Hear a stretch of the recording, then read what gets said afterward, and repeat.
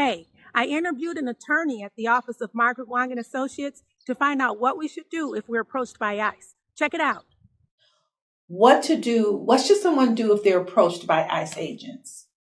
That's a very good question, and I don't want to sound cliche, but this is the most important thing.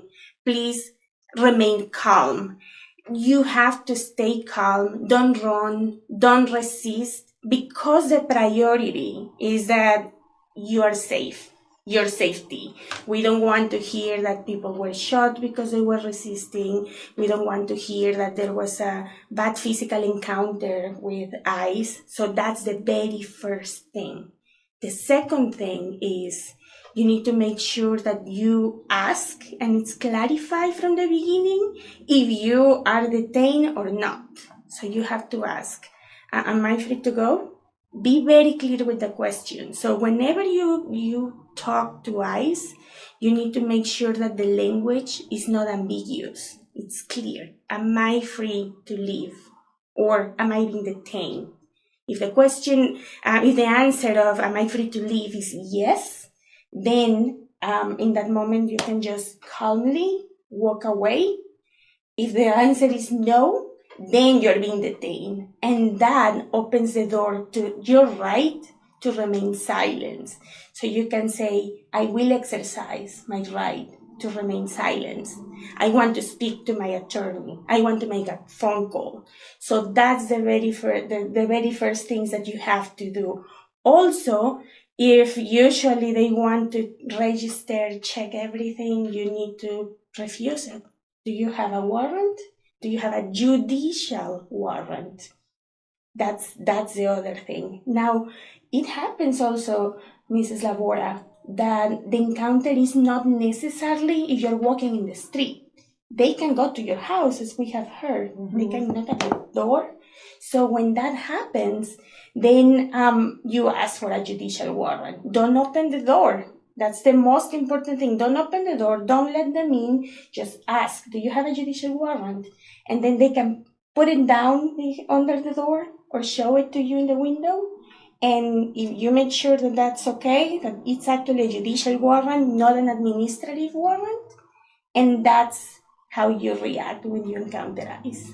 How will I know that it's a judicial warrant? How do I know the difference between a judicial warrant and an administrative warrant? How will I even know what a warrant looks like? Yes, so that's a very good question. So the administrative warrant is going to say ICE or USCIS enforcement. So it's not going to come from a court. It's coming from an agency of the government. That's the very first thing. So probably it's going to be easier if it's explained this way. If it's a judicial warrant, it's going to say United States District Court or United States any court. It's going to be specific that it will say court. And at the bottom, it's going to be signed by a judge. And it will say judge and the name. Now, if you have an administrative warrant, it's going to come from ICE, USCIS, government agency, and at the bottom, sometimes it just only has a stamp. And the stamp says officer, official, agent. It doesn't say judge. Okay. So do not show fake documents. Right? Please, even if you're under pressure, don't show fake social security numbers, fake birth certificates, IDs. Don't do that. And don't run. That's sometimes also the first thing people do, that they see ICE coming up and they run. So that triggers other situations. So just stay there, stay calm. Also, don't sign any documents. Okay. That's an important one, because we have known about people that because they don't have legal documents here in US, they are given documents by ICE and they just sign them when they don't even understand the language, when they don't know what they are signing for. Mm-hmm. So do not do that. The best thing to do under those circumstances, and we can jump to what you can say, okay, right, in that moment. So in that moment, what you can say is, I need to speak to my attorney, or I choose to remain silent. So those are the things you can do in that moment. Who do I contact immediately if I'm detained or questioned? So the best thing you can do is to contact your attorney. The advice will be that you already know or you have an attorney. Not like necessarily that you make a contract if nothing has happened, but at least you did your research and you have an attorney that you know you can call. So in case something happens, you call that person immediately. Now, it's also advisable that you memorize the phone numbers of the attorney or your family member, a trusted family member. And as we always say, try to make copies of your documents. Even if you don't have a legal status in US, you still have your national ID, your national passport. So in case you're detained, then we have a starting point. How do I document encounters? So this is also something that it can be a little bit tricky, right? Because we have the right to document encounters, but again, your safety comes first. So unfortunately, we have seen in the news of people that have been shot while they are trying to document encounters. Some people have passed away, and this is sad, but this is a reality.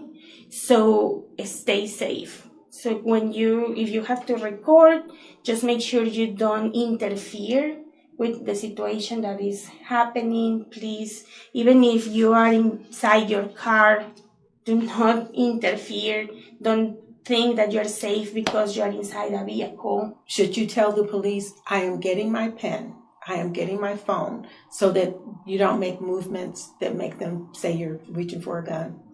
So there are like two situations here. One thing is the police, and the other thing, ICE. ICE agents. So with ICE, in our experience, during those situations, it's dangerous even for you to approach them just to ask permission. Hey, can I record this? Obviously, they will say no because they don't want any recordings.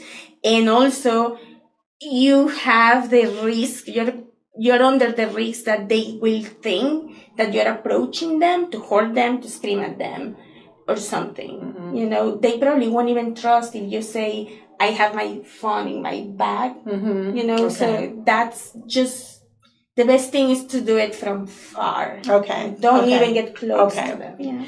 Thank you so much. Can you tell us what social media we can find the information at? The social media, it can be in Margaret Wong's Instagram, Margaret Wong's Facebook. We have two Facebook accounts, one in Spanish and the other one in English. You can also find us on YouTube.